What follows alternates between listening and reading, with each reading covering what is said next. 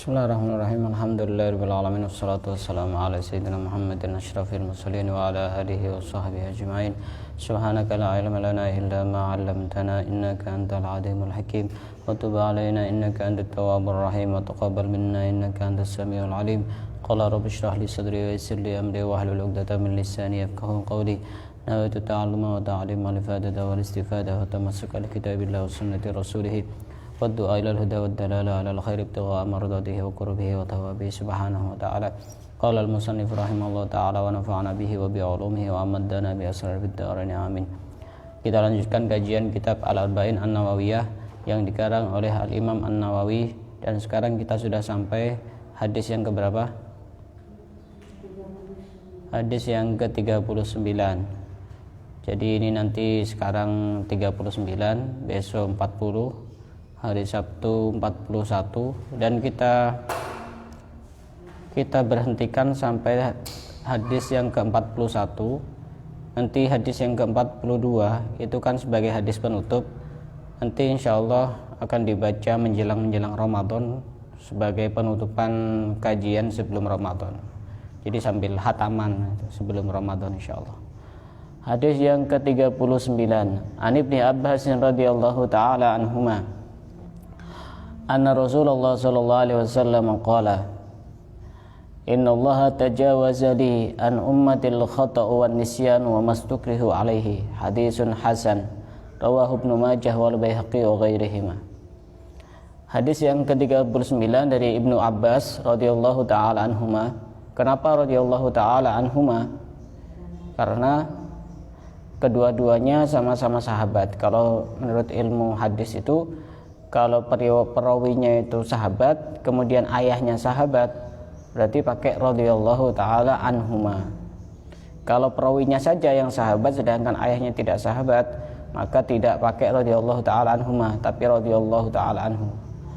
Bahwasanya Rasulullah sallallahu alaihi wasallam bersabda, sesungguhnya Allah memaafkan karenaku untuk umatku ketidaksengajaan, wan nisyanu dan lupa,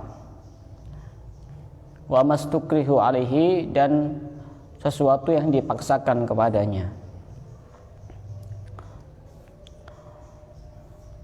Yang dimaafkan oleh Allah dari umatnya Nabi Muhammad itu ada 3. Yang pertama, tidak sengaja. Yang kedua, lupa. Yang ketiga, karena dipaksa. Ini kekhususan umatnya Nabi Muhammad. Karena umat-umat terdahulu itu walaupun mereka lupa, tetap mendapatkan azab, tetap mendapatkan siksaan dari Allah walaupun lupa. Tidak sengaja juga sama. Jadi umat-umat terdahulu itu, umatnya Nabi Musa misalnya Bani Israel, mereka ketika melakukan kesalahan disebabkan karena lupa atau tidak sengaja, maka siksanya juga sama. Mereka juga akan mendapatkan siksa.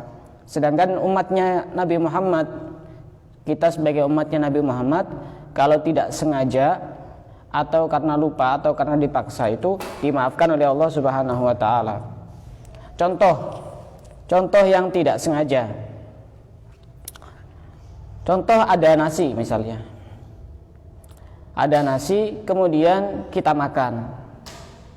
Dan kita tidak tahu ternyata itu bukan nasi kita. Ternyata nasinya orang lain. Itu contoh yang apa? Tidak sengaja. Bagaimana? Allah mengampuni, Allah memaafkan. Hanya saja kadang-kadang Allah itu mengampuni satu kesalahan, satu dosa, tapi akibat yang ditimbulkan kita tetap harus bertanggung jawab. Harus bertanggung jawab bagaimana? Karena kita sudah memakan nasi orang lain, maka kita harus mengganti. Tapi kesalahannya itu dimaafkan oleh Allah. Kesalahannya dimaafkan oleh Allah.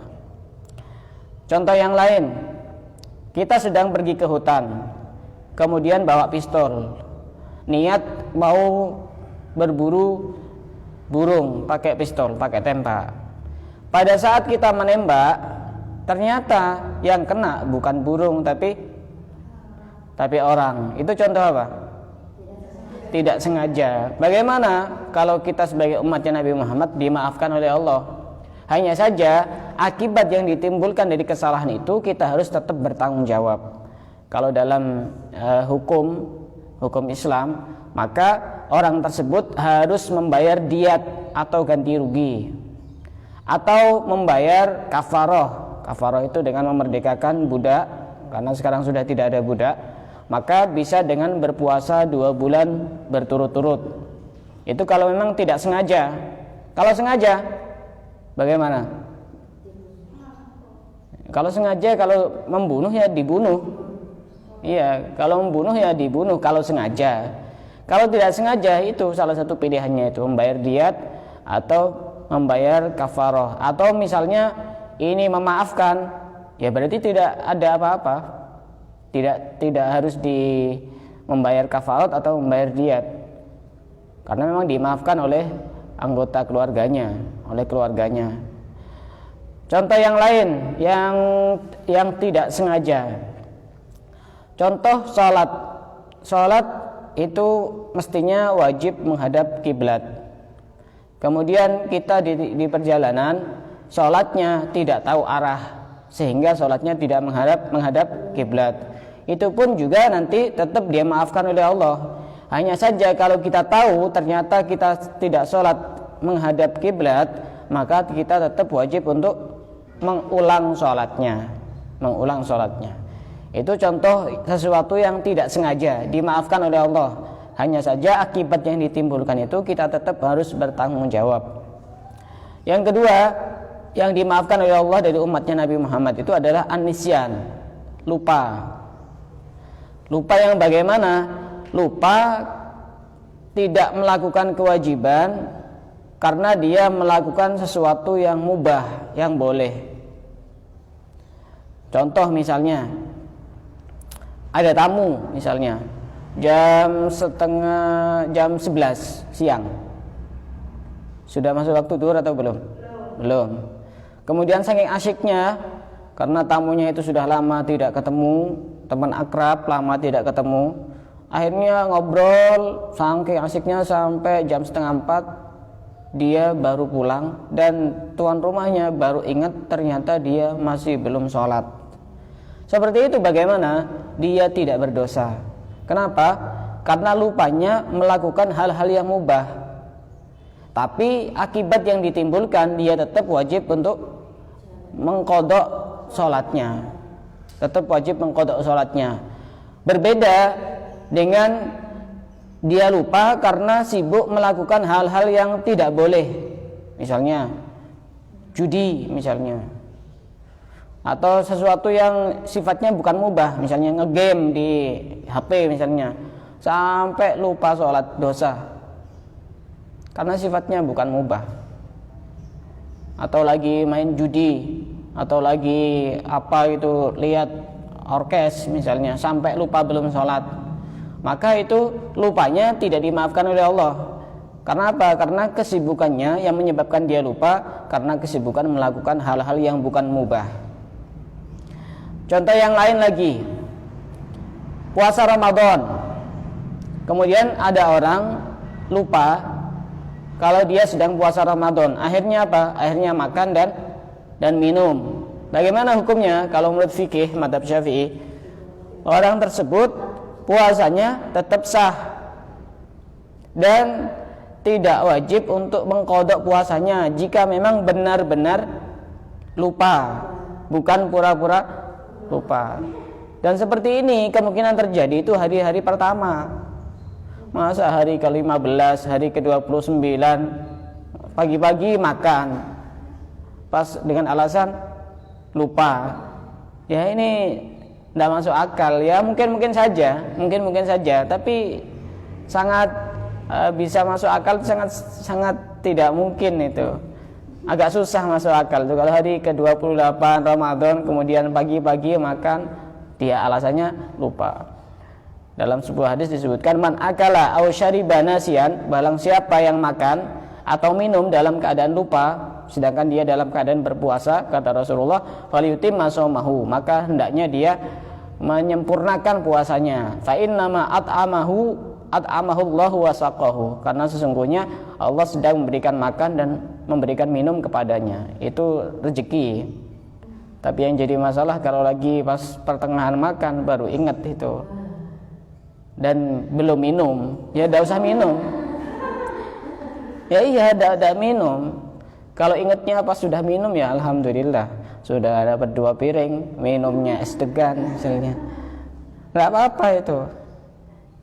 Saya masih ingat dulu waktu ngaji ke Habib Salim Asy-Syatiri itu. Habib Salim itu kadang-kadang bercanda kalau ngaji itu.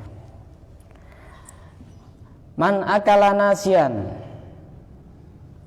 batala saumuhu. Apa artinya? Man akala nasian batala saumuhu. Makan apa? Apa artinya? Man akala nasian batala saumuhu.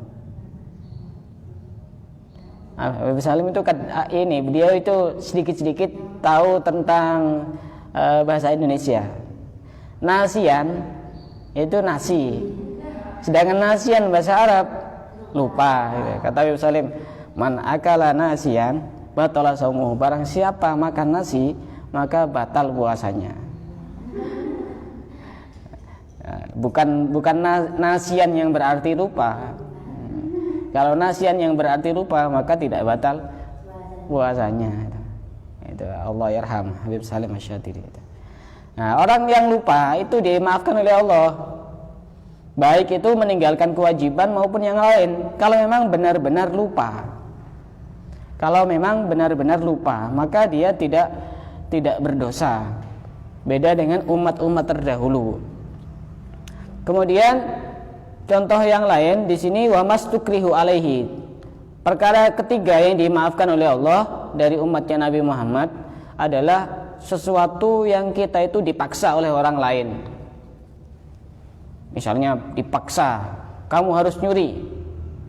Tapi dipaksa ini syaratnya ketika yang memaksa ini punya kekuatan yang seandainya kita tidak mau untuk melakukan, maka dia akan mengancam dengan ancaman yang pasti akan dilaksanakan. Dan yang memaksa itu lebih kuat daripada yang dipaksa. Kalau misalnya dipaksa sama anak usia 7 tahun misalnya, ayo besok tidak usah puasa, itu bukan dipaksa namanya. Nanti kalau tidak puasa saya cubit, itu ya bukan dipaksa namanya. Lebih kuat mana antara yang memaksa dan yang dipaksa? Syarat dipaksa yang dimaafkan oleh Allah ketika yang memaksa itu punya kekuatan. Dan seandainya kita tidak melaksanakan apa yang dipaksakan itu, dia akan melaksanakan apa yang diancamkan itu, benar-benar akan mewujudkan. Maka pada saat itu kita dipaksa untuk melakukan keharaman, dipaksa untuk melakukan sesuatu yang melanggar aturan Allah, kita dimaafkan oleh Allah. Kita dimaafkan oleh Allah. Yang penting hati kita tetap mengingkari dengan apa yang kita lakukan. Contoh, pada saat masa Rasulullah SAW, ada salah seorang sahabat yang bernama Ammar. Ammar ini punya ayah namanya Yasir, punya ibu namanya Sumayyah. Pernah suatu hari 3 orang ini diikat di padang pasir, dan ketiga orang ini dipaksa untuk mengucapkan kafir, untuk keluar dari Islam. Akhirnya yang pertama kali dipaksa itu ayahnya yang bernama Yasir. Ayo kamu sekarang harus kafir, harus mengucapkan kata-kata yang menyebabkan kamu kafir. Yasir tidak mau. Kemudian akhirnya dibunuh Yasir ini. Kemudian berpindah kepada istrinya yang bernama Sumayyah, ibunya Ammar ini. Ayo kamu sekarang kafir. Ini juga tetap tidak mau. Tetap tidak mau, akhirnya dibunuh. Dan Sumayyah ini termasuk wanita pertama yang mati syahid. Sumayyah ini akhirnya dibunuh. Giliran Ammar, ini sekarang giliran kamu. Ini 2 orang, ayah kamu dan ibu kamu sudah saya bunuh. Kalau kamu tetap ngomong tidak mau kafir, maka tetap saya juga akan membunuh kamu. Apa yang dilakukan oleh Ammar ini? Dia tetap mengucapkan kafir, hanya saja hatinya tidak menginginkan itu. Hatinya mengingkari dengan apa yang dia lakukan. Akhirnya dia dilepas. dilepas oleh orang-orang yang mengikat dia itu. Kemudian dia datang kepada Rasulullah dan menceritakan tentang apa yang sudah terjadi. Kata Rasulullah, tidak apa-apa. Allah memaafkan apa yang dipaksa oleh orang lain selama hatinya itu benar-benar tenang dengan apa yang dia yakini. Tapi kalau dipaksa dan dia itu tetap meyakini tentang apa yang dipaksakan itu, tetap berdosa. Contoh misalnya, ada perampok misalnya, dia masuk ke satu rumah, kemudian mencuri. Setelah itu di situ ada keluarga yang perempuan, akhirnya dizinai oleh perampok itu. Itu kan dipaksa ya, dipaksa. Kalau dia merasa tidak tenang dengan perbuatan seperti itu, maka dia tidak berdosa. Tapi kalau merasa nyaman dan merasa tenang, maka dia berdosa. Itu bukan dipaksa lagi, itu namanya. Karena dia menikmati dengan apa yang sedang terjadi, itu bukan dipaksa lagi. Itu bukan terpaksa. Makanya itu nanti berdosa. Nah, ini 3 hal yang dimaafkan oleh Allah dari umatnya Nabi Muhammad. Sedangkan umat-umat terdahulu itu ada banyak hal yang tidak ditolerir oleh Allah Subhanahu wa taala, tidak dimaafkan oleh Allah Subhanahu wa taala. Minimal ada 13 hal pada umat-umat terdahulu. Ini yang membedakan umat-umat terdahulu dan umatnya Nabi Muhammad. Contoh yang pertama, umat-umat terdahulu itu ada hal yang tidak dimaafkan oleh Allah. Salah satunya adalah qat'u maudhi'in najasah. Umat terdahulu itu kalau ada salah satu bajunya atau apanya yang terkena najis, maka itu harus dipotong. Contoh misalnya bajunya terkena najis, maka yang terkena najis itu harus dipotong. Umatnya Nabi Muhammad bagaimana? Dipotong apa enggak? Diapakan? Ya disucikan. Yang repot nanti kalau yang terkena najis itu tangannya. Umat-umat terdahulu dipotong tangannya. Kalau misalkan di sini terkena najis, ya harus dibongkar, harus dibuang. Itu lantainya terkena najis. Itu umat-umat terdahulu.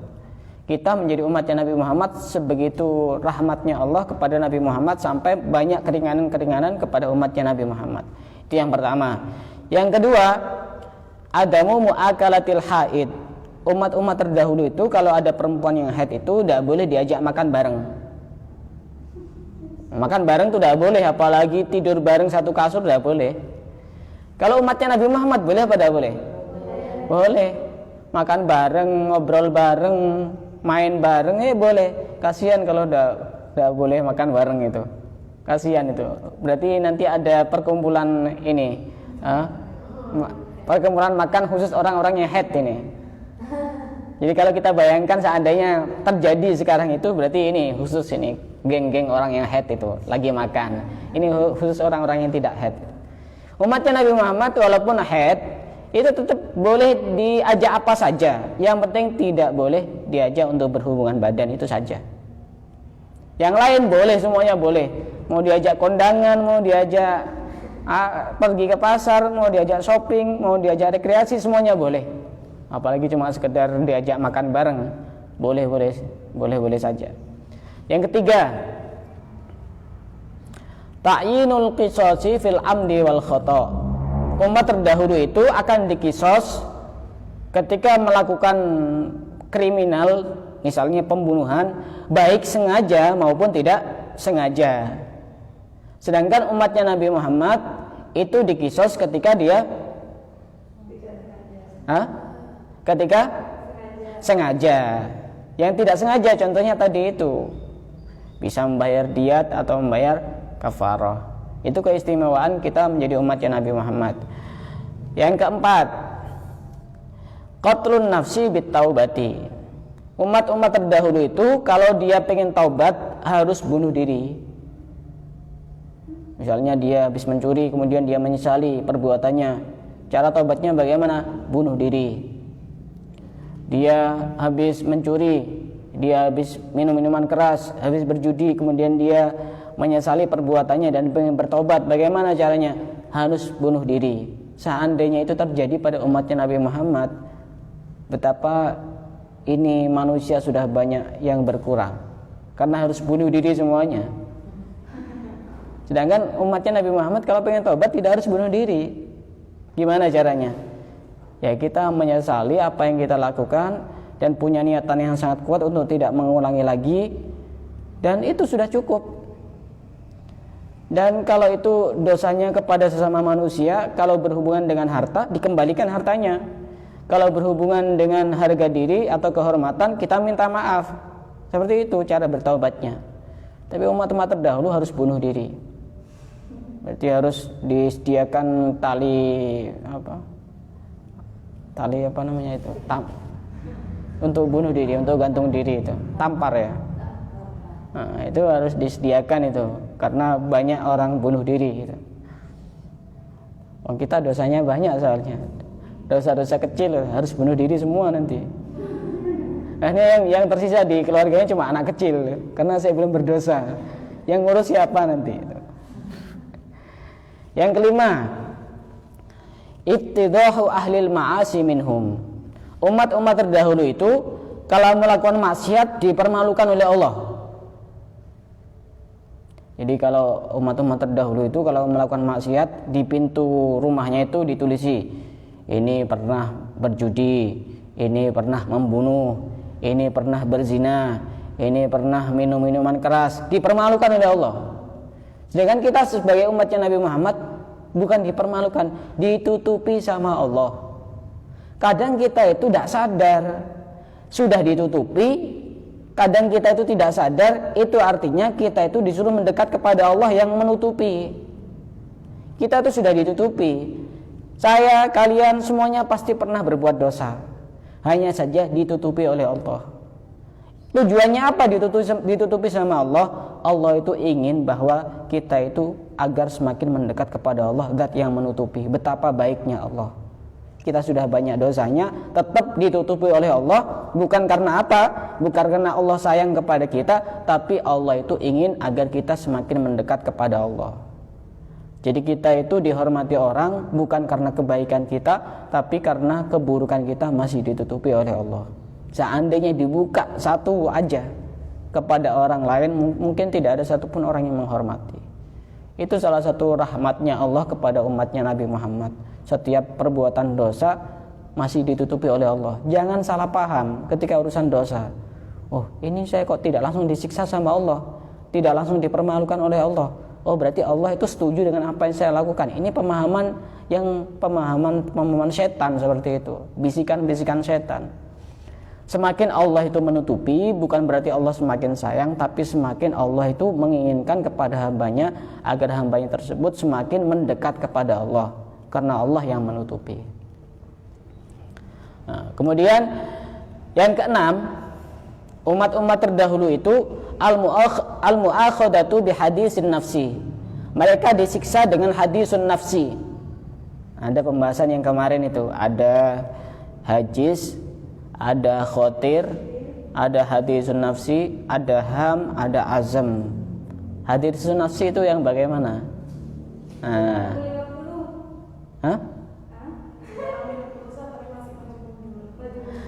Ya, jadi gini, tahapan awal lintasan hati itu yang pertama itu hajis, hanya sekelebat. Contoh misalnya, terlintas pikiran saya mau berjudi misalnya, seperti itu tidak disiksa oleh Allah. Bagaimanapun tidak disiksa. Kalau sekelebat pertama kali muncul itu, sekelebatan itu, lintasan, hanya sekedar lintasan. Kemudian setelah itu ada semacam gambaran, bayangan. Oh, nanti kalau berjudi seperti ini. Nah, itu namanya khotir namanya. Ada semacam gambaran atau bayangan. Itu juga tidak akan disiksa oleh Allah kalau kita mau menolaknya. Kemudian tingkatan yang ketiga hadisun nafsi. Hadisun nafsi itu maju mundur. Ini saya mau melakukan atau tidak itu. Itu kalau umat-umat terdahulu tetap disiksa oleh Allah, dimintai pertanggungjawabkan. Sedangkan kita sebagai umatnya Nabi Muhammad tidak. Hadisun nafsi itu tidak ghairul mu'akhadah. Tidak disiksa oleh Allah ketika kita bisa menolak. bisa mengusir perasaan itu. Baru kemudian yang ham itu sudah ada niatan untuk melakukan ham itu. Maka di situ nanti ada masuk dalam sebuah hadis yang kemarin itu, man hamma bihasanatin falam ya'malha kutibat lahu hasanatan kamilah. Barang siapa yang punya punya tujuan untuk melakukan kebaikan, ternyata dia tidak jadi untuk melakukan kebaikan itu, maka dicatat kebaikan yang sempurna. Tapi barang siapa yang punya untuk melakukan keburukan dan dia tidak jadi untuk melakukan keburukan itu, maka dia dicatat satu kebaikan yang sempurna. Kalau jadi melakukan, dicatat satu keburukan saja, tidak lebih. Tapi kalau kebaikan jadi melakukan, bisa dicatat 10 kali lipat, bisa 700 kali lipat, sampai berlipat-lipat sampai 2 juta kali lipat. Itu kalau sudah Apalagi azm itu sudah melebihi sangat kuat sekali keinginannya untuk melakukan itu. Jadi ini sudah 99%, sangat kuat sekali untuk melakukan sesuatu, untuk hadir ke sini misalnya, untuk melakukan keburukan, itu sudah sangat kuat sekali. Kalau itu masih sekitar 60, 70, 80 itu. Nah, itu yang dianggap oleh Allah. Kemudian termasuk umat-umat terdahulu itu yang nomor 7, al-mu'akhadatu alal khoto'i wan nisyan. Disiksa oleh Allah ketika melakukan sesuatu yang tidak sengaja atau melakukan sesuatu karena lupa. Ini yang masuk dalam hadis tadi itu. Sedangkan umat kita sebagai umatnya Nabi Muhammad, kalau tidak sengaja atau melakukan sesuatu karena lupa, tidak disiksa oleh Allah Subhanahu wa taala. Paham ya? Yang nomor 8, tahrimu istighalihim yauma aidihim. Umat-umat terdahulu itu pada saat hari rayanya, mereka hari rayanya hari Sabtu misalnya, bukan hari raya Idul Fitri maksudnya, hari-hari raya agamanya.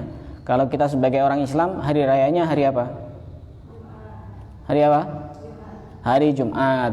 Kalau orang-orang Bani Israel itu hari Sabtu. Maka setiap hari Sabtu mereka tidak boleh untuk sibuk bekerja, sibuk melakukan aktivitas-aktivitas yang lain. Harus di rumah saja beribadah kepada Allah.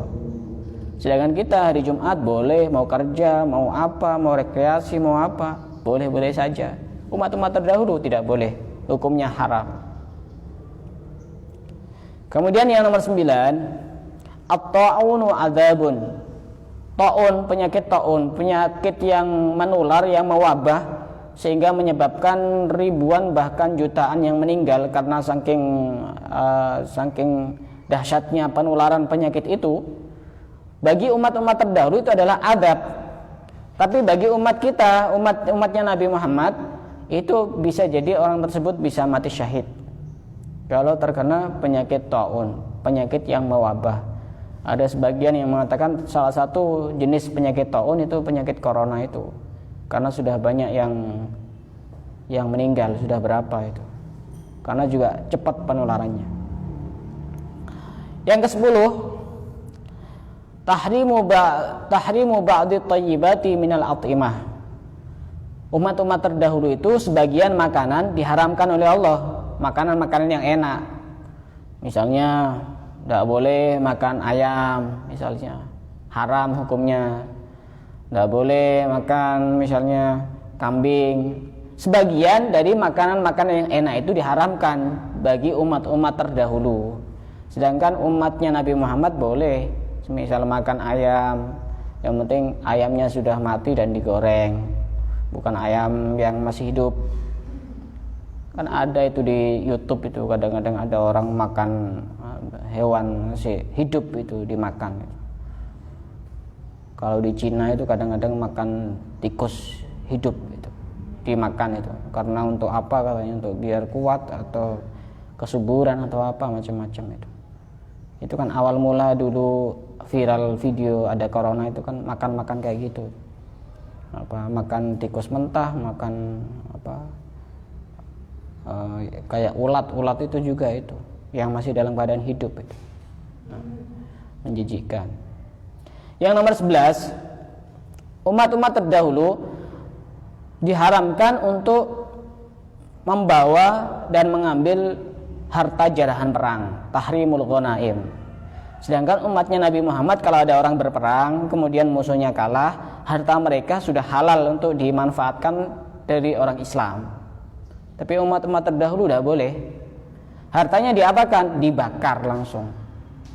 Jadi kalau ada emas, ada uang, ada berlian, ada rumah, itu langsung dibakar kalau umat-umat terdahulu. Umatnya Nabi Muhammad, harta jarahan perang itu boleh untuk dimanfaatkan dan hukumnya 100% halal. Dan bahkan bukan hanya sekedar hartanya, perempuan-perempuan yang diselamatkan, yang tidak dibunuh, itu juga boleh untuk dipakai. Nah, itu kalau umatnya Nabi Muhammad. Yang nomor 12, tahrimus salati alaihim illa fi mawadhi'a makhsusah. Kalau umat-umat terdahulu itu cara beribadahnya hanya di tempat-tempat tertentu yang boleh. Sedangkan kita mau sholat di mana saja boleh kan? Di rumah boleh, boleh. Di mushola boleh. Di lapangan, di jalan boleh, asal sudah ditutup jalannya. Kalau jalannya tidak ditutup, sholat di tengah jalan dengan beralasan kalau sudah waktunya mati ya mati beneran nanti ditabrak sama orang. Boleh di mana saja boleh, asal di situ tempatnya suci, beres itu. Tapi umat-umat terdahulu itu ada tempat-tempat tertentu yang digunakan untuk ibadah. Ya seperti umat-umat Kristen itu kan ibadahnya harus di gereja kan, tidak boleh di tempat lain. Seandainya kita sebagai umat Islam ibadahnya harus di masjid, masjid itu mungkin sudah melebihi pasar itu mungkin. Tapi rahmatnya Allah sebagai umatnya Nabi Muhammad, kita ibadah di mana saja boleh. Ibadah itu tidak usah ribet-ribet. Misalnya ada tempat yang baru kita mau sholat di situ, tidak usah diteliti, kelihatan mata sudah ada najisnya sudah sholat itu. Tidak usah tanya-tanya, biar tidak ribet. Oh ini tadi pernah ada kotoran nempel ke sini apa enggak? Pernah dikencingi sama orang atau tidak? Ya sudah, kayak gini nih. Nah, kelihatan tidak ada najisnya, ya sudah langsung sholat. Bedakan kotor sama najis. Kalau kotor itu belum tentu najis. Kalau najis pasti kotor. Jadi kotor itu tidak apa-apa. Kadang-kadang masih ada yang bertanya, gimana kalau ada orang habis kerja bangunan, terus dia mau sholat, wudu, apakah boleh? Ya boleh. Semen itu najis apa enggak? Hah? Enggak. Pasir najis apa enggak? Enggak. Air najis apa enggak? Ya sudah langsung sholat. Orang di sawah habis bertani, habis nyangkul, kemudian kotor semua bajunya, ya tinggal sholat. Cuma kotor, tidak najis. Kecuali memang kelihatan ada najisnya, ya sudah jangan sholat dulu. Kalaupun waktunya sudah mau habis, ya sholat dengan ada najis. Cuma nanti wajib untuk diganti, beres. Tidak usah ribet-ribet urusan ibadah. Nanti jadi was-was itu. Yang ke-13, tahsisut thaharah bil ma. Kalau umat-umat terdahulu itu bersucinya harus dengan menggunakan air. Sedangkan kita sebagai umatnya Nabi Muhammad boleh dengan air, boleh dengan pengganti air. Contohnya apa? Debu, boleh. Bahkan urusan istinja boleh dengan air, boleh dengan batu, bahkan boleh selain batu. Apa contohnya? Tisu, tapi ini tisu yang tisu kering, bukan tisu basah. Kalau tisu basah tidak boleh. Bedakan antara bersuci wudu dengan istinja. Kalau pengganti wudu itu debu, kalau istinja tidak bisa pakai debu. Gimana pakai debu?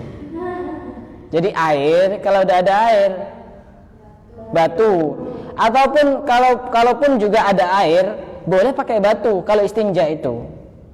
Beda dengan urusan berwudu. Kalau berwudu itu boleh pakai debu ketika memang benar-benar tidak ada air.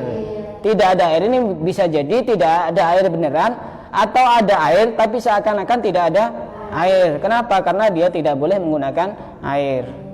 Masih ingat pelajaran bab tayamum? Nah, tapi kalau urusan istinja itu walaupun ada air boleh langsung pakai batu, boleh, walaupun tanpa air. Jadi yang urutan pertama itu justru pakai batu, yang kedua pakai air. Kalau pengen salah satunya pakai air saja, tapi yang paling afdol air dan batu. Jadi boleh itu. Nah itu 13 sesuatu yang tidak dimaafkan pada umat-umat terdahulu, yang dimana kita menjadi umatnya Nabi Muhammad diberikan banyak keringanan oleh Allah Subhanahu Wa Taala. Karenanya kita harus banyak bersyukur menjadi umatnya Nabi Muhammad, tanpa kita harus meminta, sudah ditakdirkan menjadi umatnya Nabi Muhammad. Bahkan Nabi Musa itu berharap menjadi umatnya Nabi Muhammad, padahal itu seorang nabi. Kadang kita sebagai umatnya Nabi Muhammad tidak merasa mendapatkan banyak keistimewaan, padahal umatnya Nabi Muhammad ini umat yang paling mulia, paling istimewa di antara umat-umat terdahulu. Dalam sebuah ayat disebutkan kuntum khaira ummatin ukhrijat linnas. Karena nabi kita adalah nabi yang mulia, maka umatnya pun menjadi umat yang paling mulia. Ini 3 hal yang dimaafkan oleh Allah dari umatnya Nabi Muhammad. Yang pertama, ketidaksengajaan melakukan sesuatu. Yang kedua, melakukan sesuatu karena lupa.